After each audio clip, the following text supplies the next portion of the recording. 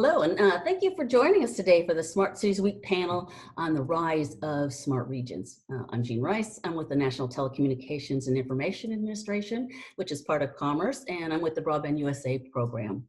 There, I specialize in smart cities and communities, working with developing communities' interests in areas that we'd like to see more development and innovations such as smart buildings, smart ag and rural, and smart regions. I also provide technical assistance for federal agencies, state and local governments, as well as working with some interagency working groups. So I want to thank the Smart Cities Council for inviting us to speak on a topic that myself and my panelists are very excited about, which is how smart regions are rising and how they are going to be driving regional transformation over time. We're going to provide an overview of how local leaders are setting up these smart regional initiatives to address regional challenges and hopefully end with great economies of scale, improved quality of living, and resiliency. Today I have a terrific panel who I think are leaders at the local, state, region, and national levels. And so to help me discuss smart regions today, we have Raimundo Rodolfo, who's the Chief Information Officer and Director of Technology for the City of Coral Gables, Florida. Aaron Deacon, who's the Founder and Manager, Director of Kansas City Digital Drive, and Sean Irvine, the Director of Economic Development for Independence, Oregon. You know, and our panel today is going to talk about how regions are scaling innovation and working on different kinds of projects, from economic development to resiliency to public safety to health to inclusion, just a whole host of great topics. Could you put up my first slide, please, Lauren? Because we think that smart regions is really key to the growth and development of smart regions, my agency, along with the National Institute of Standards and Technology and the National Association of Regional Councils, started a Smart Regions Global Team Challenge initiative called the Smart Regions Collaborative. And it's like the broader Global Cities Team Challenge. This collaborative facilitates multi-stakeholder and multi-sector collaboration.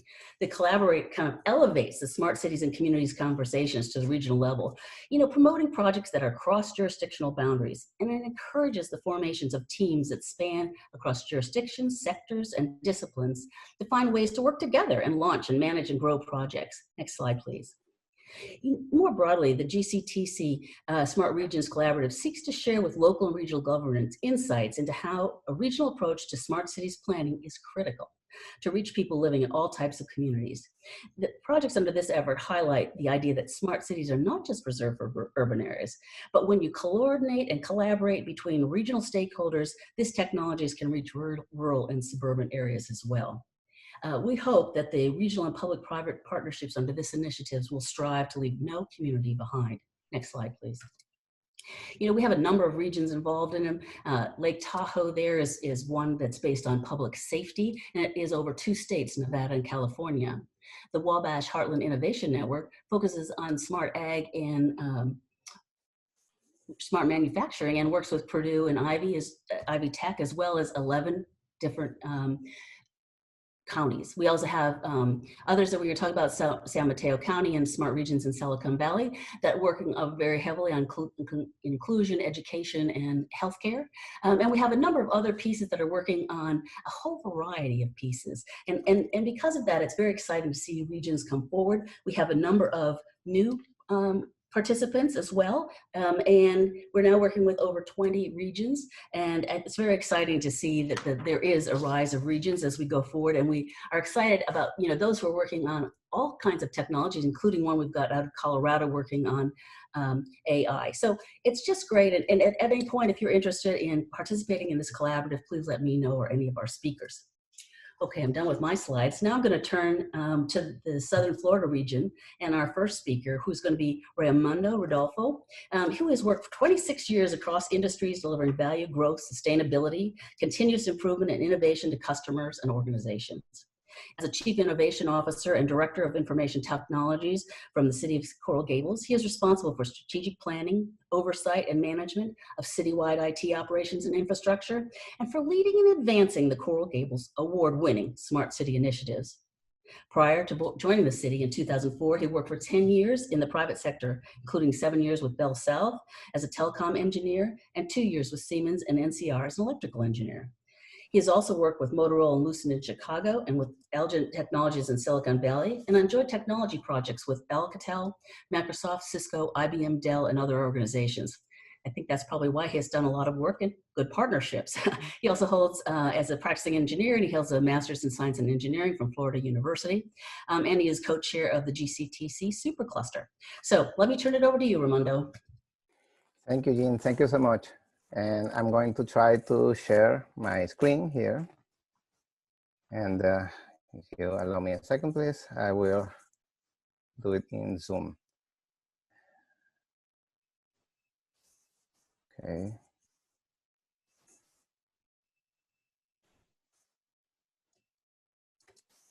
Okay, you let me know, do you see my screen there? Yes. Okay, thank you so much. So let me see if you can see actually my complete screen here. Okay, perfect. So thank you for the introduction, Jean. So one of the collaborations that we have in the city, we call it the Smart City Hub. And we started that like about 5 years ago, and we started to bring different players from universities, from the private sector, business organizations, trade organizations, and members from the community. And how did we do it? So we created a public platform. In that public platform, we have open data. We also have applications, and we have open APIs. So anybody who wants to collaborate in our Smart City initiatives, they just need to plug in. So we make it open, and we also make it actionable and valuable. So we have Internet of Things data that is live in real time from traffic sensors, environmental sensors. So we share that data with university researchers. Even during COVID-19, that data has been helpful. We joined the GCTC, and we have collaborated with all the players, and also we have managed an action cluster. So in that action cluster that we have in the NIST GCTC, we are also collaborating with all the other cities and universities and members that participate in the GCTC. So we have a great team that you see there, and we have a photo with Dr. Rhee in one of the collaboration events that we had in Washington, D.C., where we presented what we were doing with the Smart City Hub, and we have continued to collaborate. So we have private sector and industry there. We have Microsoft, we have ESRI, we have Cisco, we have a Waze collaboration that we get data directly from Waze in our region. And we analyze all that data, we provide insights, dashboards, and so it has been very successful. So over the last 5 years. So now we are joining other cities and counties in our region to share data. So and that started happening from the Smart City Hub. So we are very proud of this initiative and all the things that we have done. So going to the next slide. So this is a collaboration that our partner from Microsoft Office of Civic Innovation, Gregory Johnson, he called it Data Govs. So Data Govs is Miami-Dade County, City of Coral Gables, City of Miami, and Code for South Florida, a nonprofit organization that they have civic coders and developers. They create apps for civic engagement. And then we have also members from the community and also companies like GitHub, which is part of Microsoft, and they developed that open platform for code control. So we have all these players together. So we got together at the Coral Gables Civic Innovation Center one day and over pizza, and we had a lot of brainstorming. And we said, okay, how can we collaborate? How can we start like breaking the silos? How can we get together? You know, sometimes the biggest challenge and difficulty to collaborate is just time and then resources. We all want to collaborate. We all want to bring value. And sometimes we just didn't set aside the time to get together in the same table, to talk with the county, with the cities, and find ways, common ground to collaborate. And we started doing it. So basically the willing to do it is the most important thing. So if you have the willing, if you want to do it, if you have the need, and we have the need today more than ever, to collaborate, to break the silos, to bring value, and to innovate together. So we got the time to do it like a couple of years ago, and then we started the ball rolling. What is the first thing that we did? We started connecting our GIS and our databases between the counties and between the city. And we started sharing right-of-way data, capital improvement project data, management of traffic data. That's very important. So sometimes we have those jurisdictional overlapping areas between municipalities. And sometimes, you know, it's like the left hand doesn't know that what the right hand is doing. And then you have that kind of interoperability issues. So we have to break those interoperability issues. And we started doing it between the county and the cities. There's a lot of things to do still. So we are starting in this process, but the good thing is that we are connecting already. Our platforms are connecting. We have the APIs. We created the data dictionaries. We created the protocols and the standardization that was needed to connect and interoperate between our databases. So that is one of the challenges too. So even if you share the same technology, the same GIS technology or the same clouds and the same data processing, sometimes you're not talking the same language. Sometimes you have to develop those standards, those data standards between cities to create an internet of cities.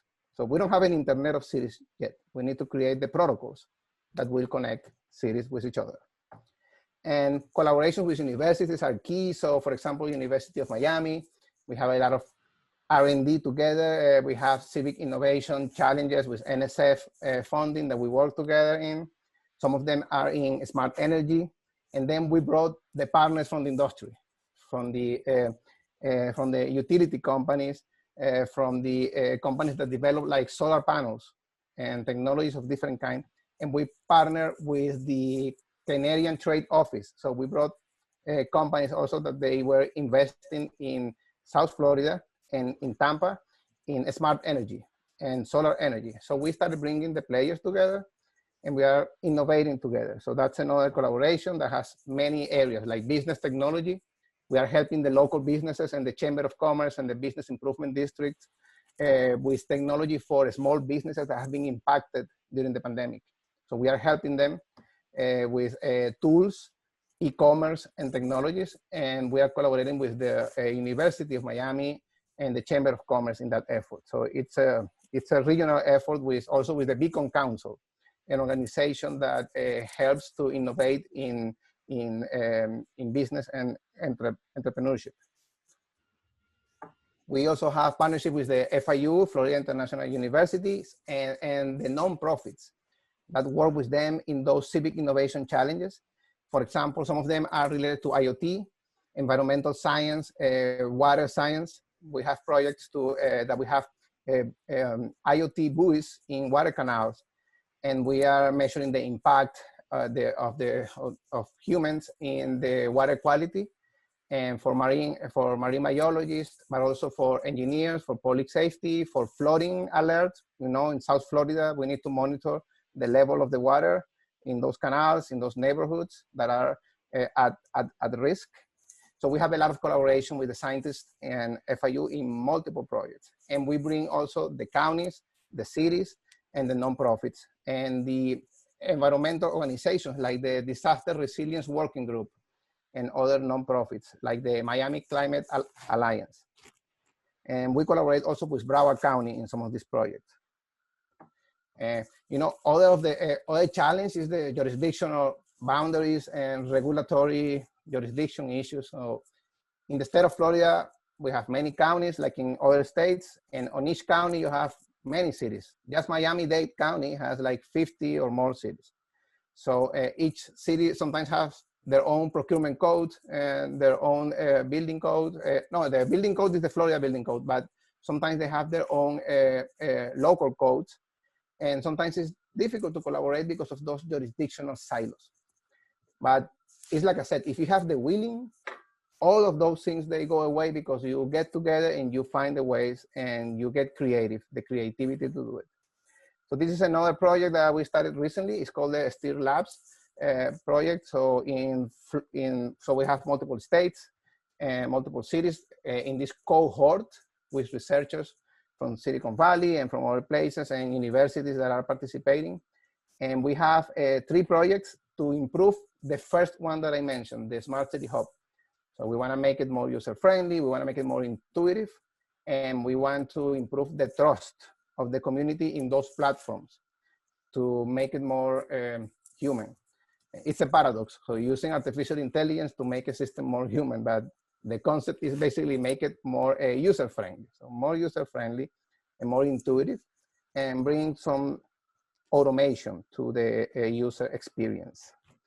So there are many collaborations. So just to finish, so we partner with universities, with other cities, with counties, with the military, with the Southcom, and recently also with the U.S. Air Force. Also, we have a good collaboration on smart cities. And all the organizations like NIST, like NTIA, like the IEEE, we collaborate a lot with the IEEE on standards, and also with the IISc and American Society for Quality. So all those organizations and nonprofits and professional organizations, so they help us to augment our capacity and our skills. We have limited resources, like any municipality. So we augment the resources with these partnerships, strategic partnerships. And like I said, there's a lot of reasons for sometimes not doing it, but the reasons for doing it are more important. And the most important thing that you have to do is to find the time, the resources, and overcome all those silo issues and regulatory constraints to have the willing to sit and work together and make a difference. So that's all I had, and let me stop sharing and bring it back to you, Jean. Thank you so much, Mirando. I mean, just the number of partnerships you have there is remarkable. And it's exciting to see that you are focused on what I like to call people-centric design, which is making sure that we have things that will improve quality of life. So that's great for me. But I've found in working with regions that one of the challenges is governance. And I wondered how you work to ensure that your stakeholders were involved in planning and deploying these data projects. So that is a co-creative process, because basically every smart city project starts with responding to a strategic goal or a strategic mission or alignment, basically. So every project is a strategic project. So it has to improve quality of life or improve customer service. And you need to listen to the voice of the customer or the voice of the citizen in this case. So how do we do it?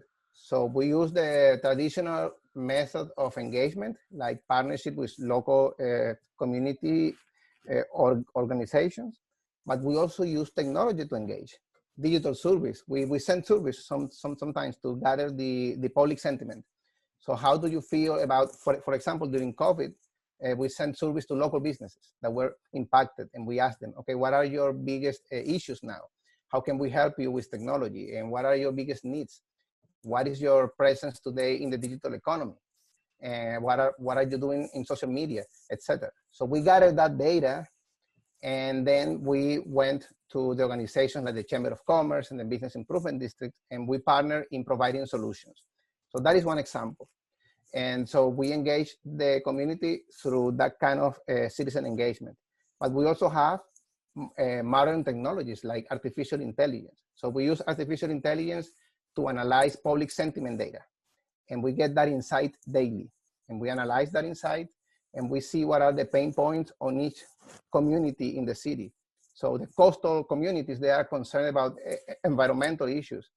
As you get closer to the business district, the businesses in the community are concerned about the economy a lot. And then, so you see what are those pain points. At some point, it was COVID testing. There was a time that everybody was talking about COVID testing, and our AI told us that. And we said, okay, let's provide a solution for COVID testing in our city. And then we put together a portal for testing registration. We put together a local effort to do it. Who is spearheading that? Our city commission, our city manager. So basically, the citizens, they tell us what are their pain points, but we need to listen. That's great. Well, I think it's a really excellent point.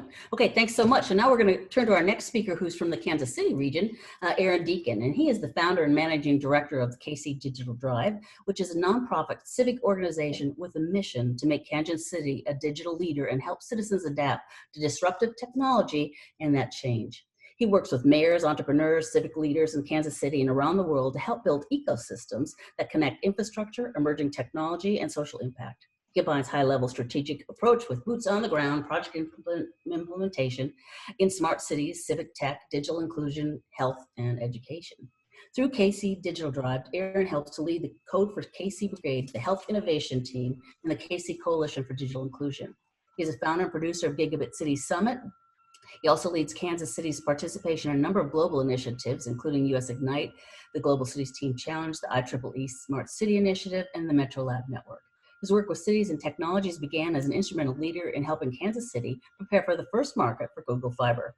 He created and led a variety of community engagement initiatives around a broadband deployment, including building a gigabit city. Please welcome Aaron. Thanks, Gene. Thanks for having me. This is an exciting topic and obviously one where we're heavily invested in. So I'll just kind of give it a quick overview. And there's so much in this topic to get into, and I just want to kind of talk about our organizational work and history and how we approach this, even though we're just a piece of the ecosystem here in kind of our smart region approach. But we were, you mentioned there kind of in the end that our organization formed as a response to Google Fiber coming into Kansas City. This was a giant public-private partnership, billion-dollar private investment in technology infrastructure, and it really catalyzed us to start thinking about how we kind of take that next step around emerging technologies and the reality of those systems being regional, even in a different way than some of the systems were before. I mean, with Google in particular, that went into Kansas City, Kansas, and Kansas City, Missouri. We have two Kansas cities. For those who don't know, Kansas City, Missouri is about a quarter of the region's population.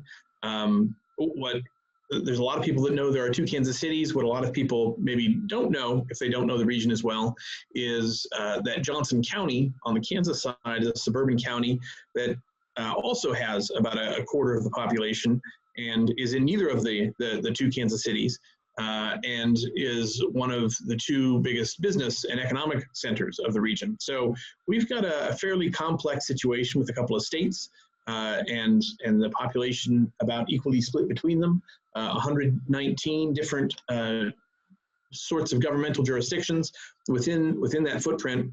And when you look at something like a fiber network,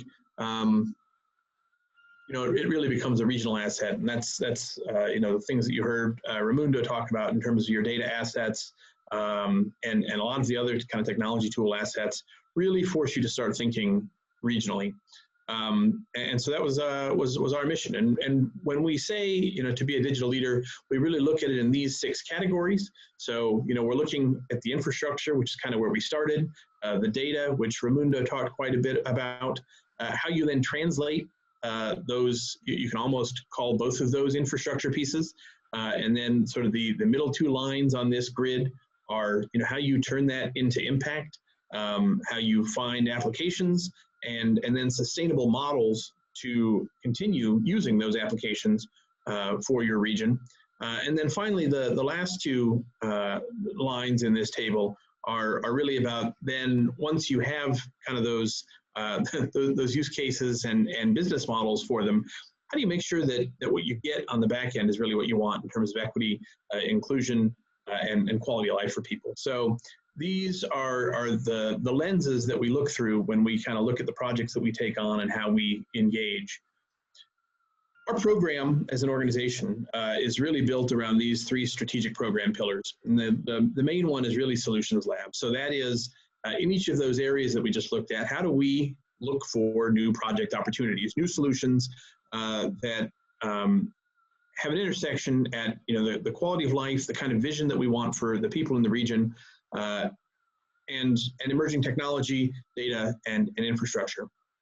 And we look for ways to partner up resources within the community and really, especially in the early stages, kind of generate those pilot projects. Gets a little bit of a bad name sometimes. Certainly pilot projects are a major part of the scope of what we do.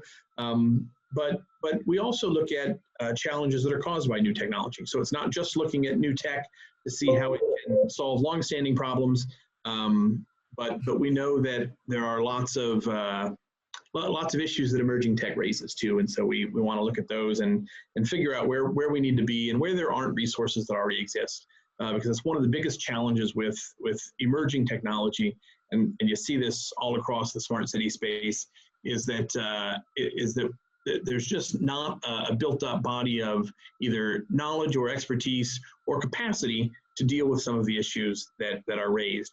And so that's kind of the second leg of this stool, if you will. The community building piece of our work is really to make sure those communities of practice are in place before the problems hit, or as we look for opportunities to generate solutions. We do a lot of community building, convening, and facilitation work. And then the third piece here is around taking on projects, which sometimes we will do as an organization. That's not the main place that we like to play, but we recognize that sometimes the projects that come out of the Solutions Lab don't necessarily have a home, and we can fill in gaps there. So I'll go into these in a little bit more detail, just sort of in terms of the model, and then talk about a few of the things that we're working on. We really have seen that the public sector and other organizations serving the public good, the nonprofit sector, the philanthropic sector, just don't have really the capacity for emerging tech. IT is not a strength, and we're not an IT consulting agency per se, but the fact that so many public serving organizations are challenged just to keep up with kind of where technology stands now, that the idea of looking ahead 2 or 3 iterations kind of into what the future of technology looks like is really stretched beyond capacity. And so we cultivate both expertise in sort of the problems the community faces by maintaining those relationships at an authentic level within city government and community organizations, but also an expertise in the emerging technologies through our entrepreneurial community, through our universities and researchers, and through sort of the innovators across the sectors that we work in. And then another kind of key piece of our organizational identity and the network that we build is this bias towards action. So how do we move from being just a convener and a facilitator to really identifying the action steps and how we turn kind of ideas into projects? So there are a lot of different programs that we work with. You have heard some of them mentioned, and it was interesting to see, Raimundo's presentation, because Code for South Florida, Gregory Johnson and I, talk every couple weeks because the work that he does there really aligns with Code for KC. US Ignite is closely tied to the GCTC effort. I know that the greater Miami and the Beaches area are part of Metro Lab, and Raimundo talked about that network. So there are a lot of these kinds of networks that are solutions oriented, and we kind of act as a hub within Kansas City for bringing those together and spreading those opportunities throughout the partners in the region. From an activities perspective, we do things like design workshops, hackathons, reverse pitches, journey mapping, project canvas development, so that we can get to pilot projects, which are sometimes programs, sometimes hardware installations, sometimes software application development, sometimes they're research or project grants. It can be capital funding for new businesses, but really kind of that, finding proving out the business model, finding product market fit, and then creating a proof of concept around the projects that come out of the Solutions Lab.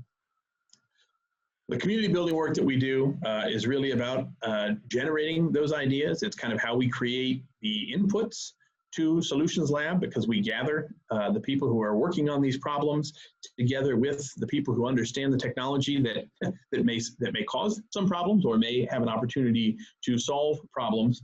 And we really think it's critical that these relationships are in place so that we can respond quickly to new technology and new opportunities, really. We've seen this, interestingly, in the COVID space, which isn't new technology per se, but demands a similar kind of response to new information. And it's something that just doesn't exist kind of already baked into the community. So we make an effort to build community, sometimes around subject areas like healthcare or education, sometimes around technology stacks like gigabit cities or smart cities or gigabit fiber, and sometimes around policy goals or problems, like our Digital Inclusion Coalition. And so you can see some of those different, again, program brands that are represented.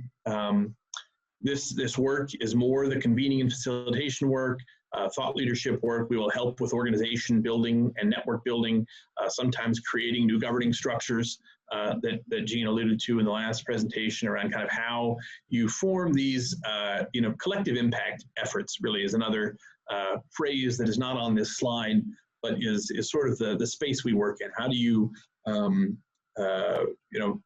frame collective impact coalitions? Sometimes we function as the backbone organization for these. Other times we play a supporting role or help others grow into that role so that we can have new relationships, new project opportunities. We also think that there is a set of outcomes here that is maybe harder to track directly, but that fits more into a traditional economic development model of outcomes in terms of kind of marketing visibility and talent attraction and visits. And then the project work that we do, this is a kind of an outcomes piece. So as things come out of Solutions Lab, we will sometimes take ownership of those projects. They don't always have a natural home. Many things that come out of the work that we do, people say, well, who's going to do this work? And so because we have the relationships in place due to the community building work that we do, we often have the resources around to help deliver on those and kind of pitch in on an as-needed basis. Furthermore, sort of culturally and organizationally, we're willing to act in ambiguity. We don't need to go through a big strategic planning process to take on a project. We can take projects on that may not have clearly defined goals if we believe that the opportunity is substantive enough. We've got a lot of resources in the network and the expertise that is needed to deliver. So, the activities there, again, can be consulting, project scoping, and the project outcomes are whatever they are. When Google came into market, that was kind of how we, developed this scope. I don't need to go through that whole story, but it was really a proof of concept that sort of revealed this capacity and that made us realize we needed it to continue after. And so even though our initial kind of mission was around gigabit internet and fiber, we pretty quickly started building structures in a way that would be able to adapt to new technologies. Here's just a partial list. I know we're close to time here of organizations that we've worked with to develop projects over the 8 years or so that we've been around. And these are the resource partners that have helped to deliver on those. And so it really is those partnerships with universities, with these national network partners, with our startups and entrepreneurial community, with our corporate partners. This is kind of the challenge that we faced. It's our whole mission, and I think this is the challenge of the Smart Region movement, is really to develop a new kind of civic capacity to adapt to rapidly changing technology. And that's the role that we play. I'll just leave this up on the screen because I don't want to take too much more time. And you can look at this as Gene asks questions, because I know you've got a question or two. Yeah, and I really love the solutions model because, having a place to work on new tech, business models, but also keeping the community in mind, I think is like one of the key strengths that KC Digital Drive has, and you've learned over time, and I like the whole idea of civic capacity building. But if you were starting out and you had to say, hey, I see all these partners that KC Digital Drive does, but I'm not sure how you even start looking for a partner. What would you advise them, Aaron? You've got to find a coalition of the willing, and then you've got to start by just delivering with whatever you have. So I mean, our build and growth has been really slow and fairly deliberate. In some cases, frustratingly slow. But it really, for us, but also for the people that we include in our networks, is kind of a prove it model.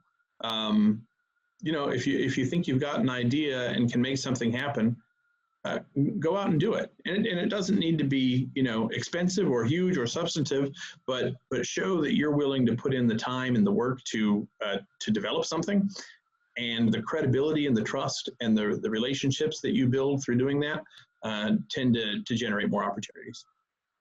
Great, thank you. I think now we'll turn to our final speaker, Sean Irvin, and he has worked for the rural city of Independence, Oregon since 2005. And he worked in a number of roles there, but under his leadership, the city has leveraged fiber to the home network to establish a hub for testing and developing broadband dependent technologies. This effort led to a variety of successful partnerships, including with Intel, Oregon State University, the Technology Association of Oregon, and others. In 2017, Independence won an international smart cities competition and partnered with Italian company Team Dev to deploy a virtual situation room to monitor the city's 4th of July celebration. Sean is focused on building an ecosystem of agricultural innovation, which I think is very exciting, including, tracking berries for health safety and other pieces, and he'll tell you more about it. But in Oregon, and he served in Oregon and Mid-Willamette Valley, and this was recently boosted by an effort that ended up in an EDA Build to Scale grant. Independence was one of 8 communities nationwide selected to participate in a 2019 Rural Innovation Initiative aimed at developing rural innovation hubs. Sean sits on several local boards and statewide boards and is a member of the Global Cities Team Challenge Smart Ag and Rural Leadership Team of the Supercluster.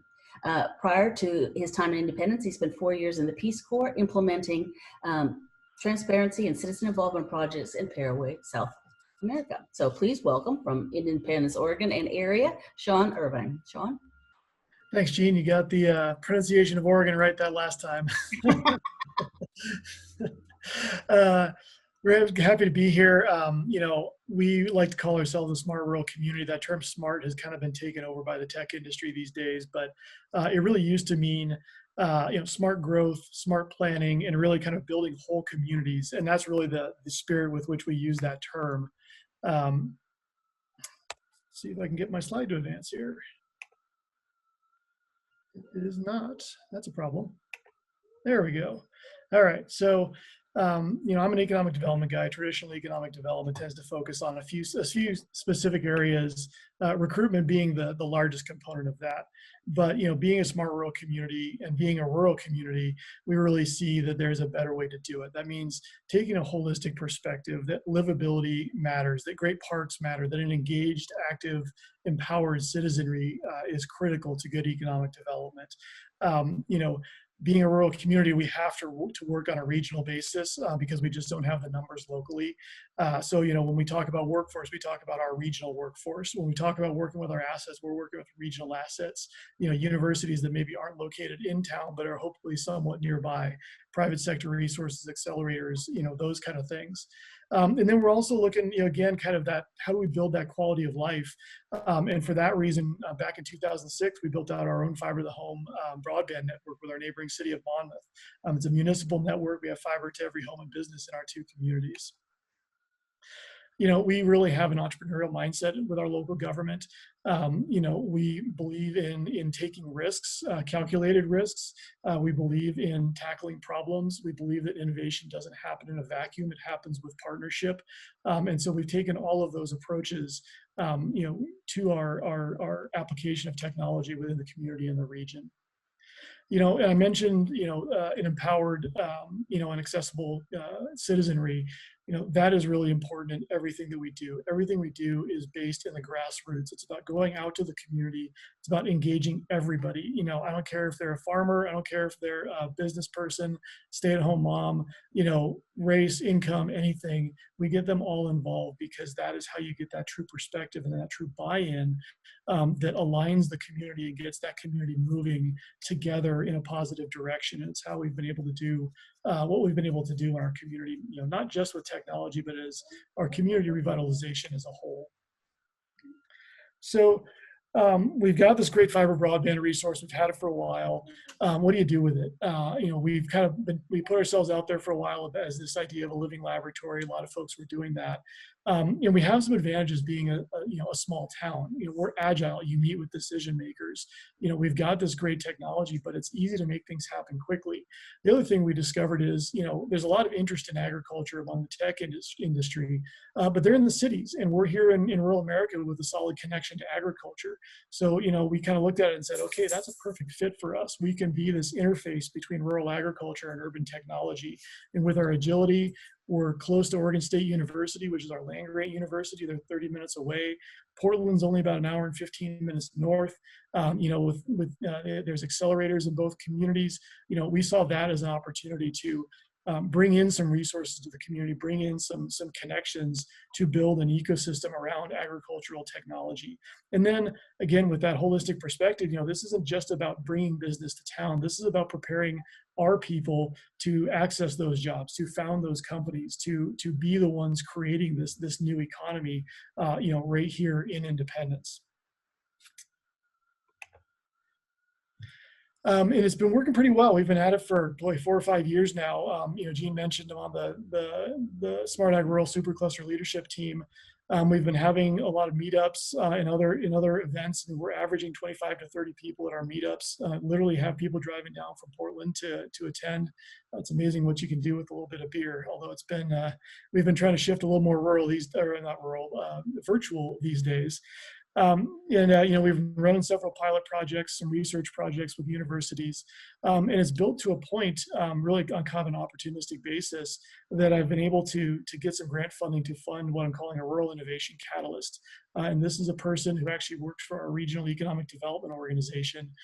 His job is to go out there and build relationships with farmers, talk to them, understand what their problems are, build trust, get them connected to resources, build relationships within the tech community as well, and start playing that matchmaker role. I mean, he's literally out there riding around on combines, just chatting up farmers, and it's been a really successful position.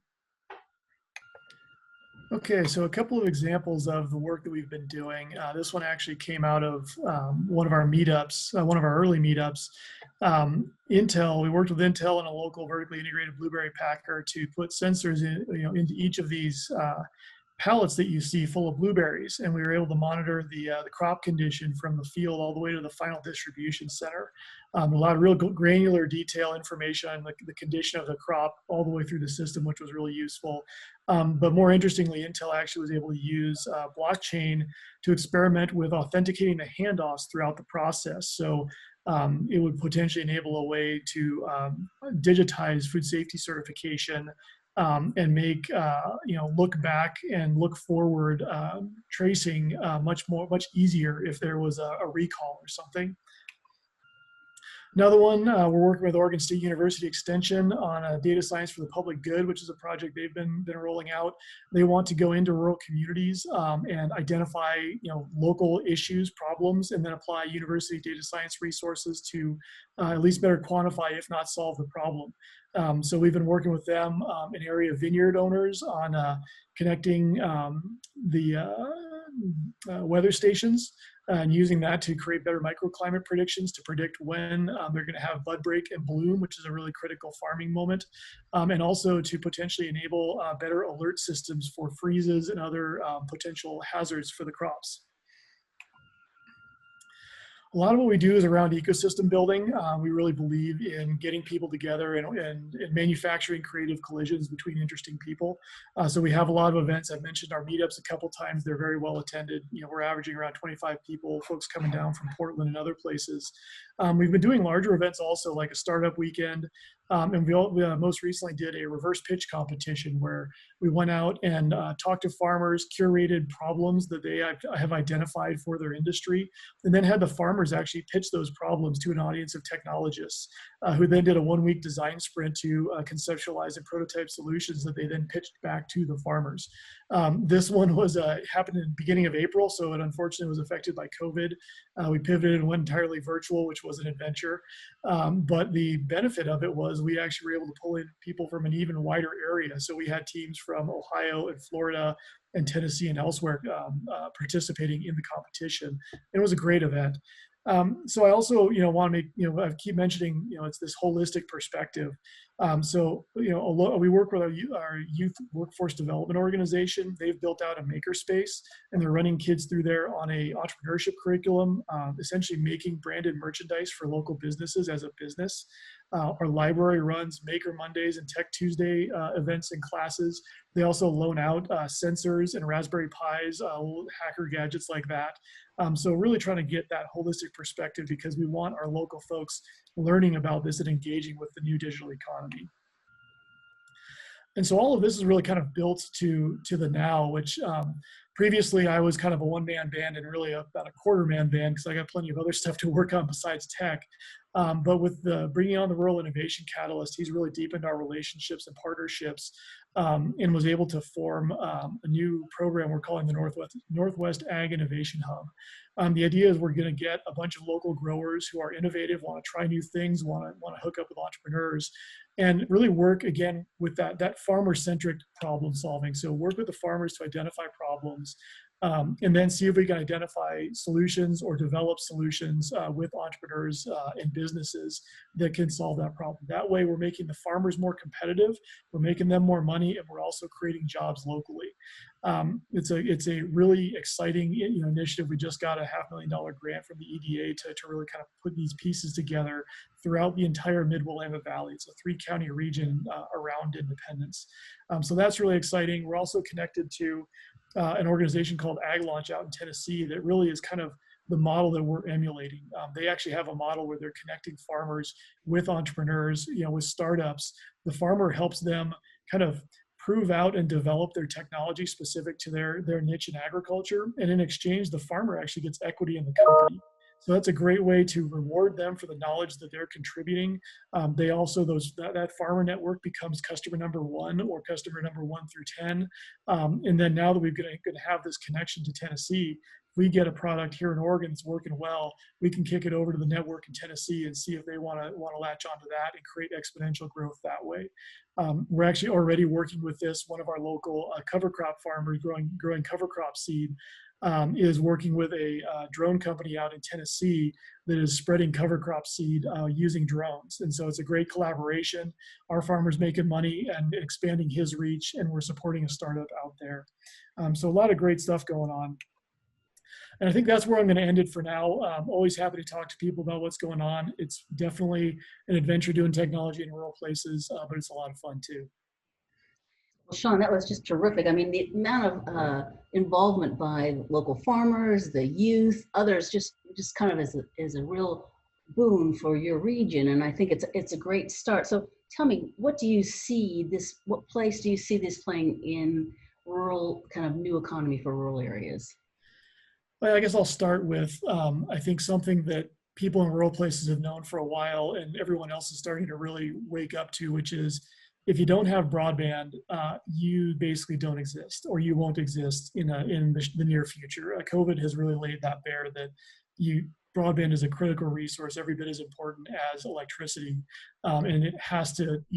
A community has to have it, and we are very fortunate to have it, because once we do, a lot of people want to get out of the city. A lot of people want a slower pace of life, better quality of life. They want to know their neighbors. They want to be close to the outdoors. Rural places are great for that. And, you feel like you can make a difference more quickly. You can make things happen faster in a rural place because it's just smaller and more manageable. You're meeting with the people who are making decisions. So I think as long as the broadband connection is there, rural places can really truly be places of innovation in this new economy, but you have to have that broadband asset to do it.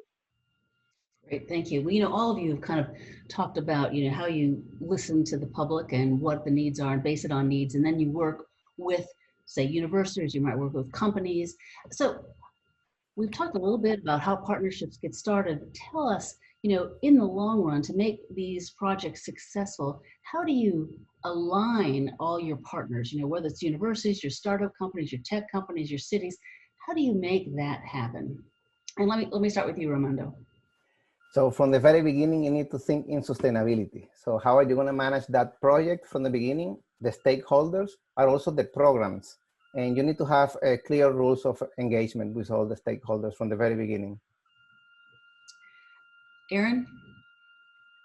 I think you really got to make it somebody's responsibility to kind of be that neutral broker that looks out for the partnerships and really for the strength of the collaboration on both sides or many sides when it's multi-stakeholder partnership. And you can do that through a new organization like ours was at the time, or you can assign that in existing organizations. But it's really got to be somebody's job. And Sean. I think tagging on to what Aaron just said, somebody has to have the vision. Somebody has to be the curator of the vision and reminding everybody of where it is you're trying to go and why you're trying to get there. It's obviously got to be a vision everybody buys into, and everybody's got to be agreeable about moving in the same direction, but you do need that person, that organization that's pointing the way, saying, hey guys, this is where we're going and this is why it's important. I think you've all made great points that one of the key elements for regional collaboration is leadership. And, we see that you folks have been able to move the ball forward as you've done it. And you're looking at things that are going to make changes in people's lives, more income for farmers, better mobility for cities, inclusion in components that people might never have, data sources that are very people friendly. Those are the kind of outcomes that we really want to see. And we see regions being able to scale up to be able to do that. So I want to thank all three of you for working on this and also for your participating in this panel. And everyone else, I hope you enjoyed it, and thank you for joining us. It's been a pleasure. Thank you. Bye. Thanks.